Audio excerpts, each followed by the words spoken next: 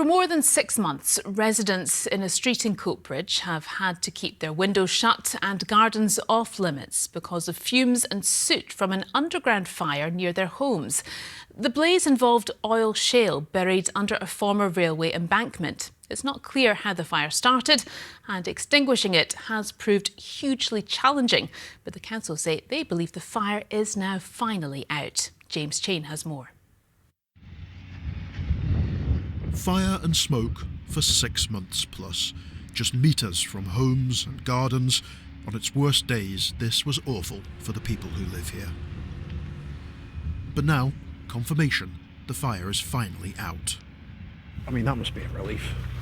It's a relief, but I think it's probably a relief more to the residents here than to us. This was obviously part of our work. They have to live with this on a daily basis. So again, we really appreciate their patience, their understanding, and the way that they've worked with the council to make sure that we get this resolved as quickly as possible.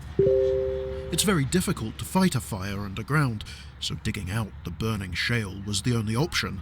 But that wasn't exactly straightforward either. So it was a hugely challenging excavation, as I'm sure you can imagine.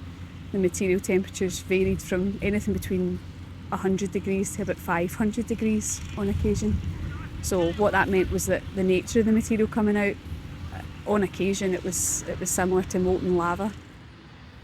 The railway embankment was built in the late 19th century. The oil shale sat there with soil and clay for more than 120 years.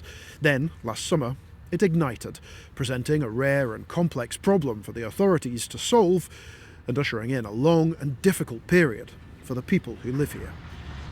From above, we can see the thermal imaging. Taken in November, it shows the team were still battling significant hotspots.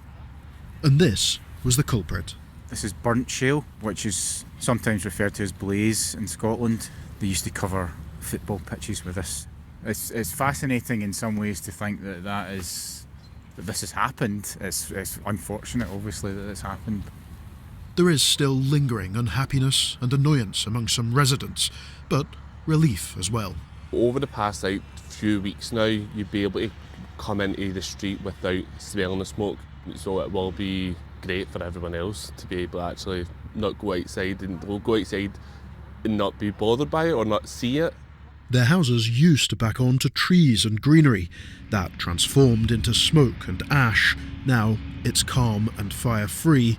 Perhaps Burley Street can begin to move on. James Chain, reporting Scotland, Coatbridge. Now, if you live in the northeast of Scotland, you don't need us to tell you that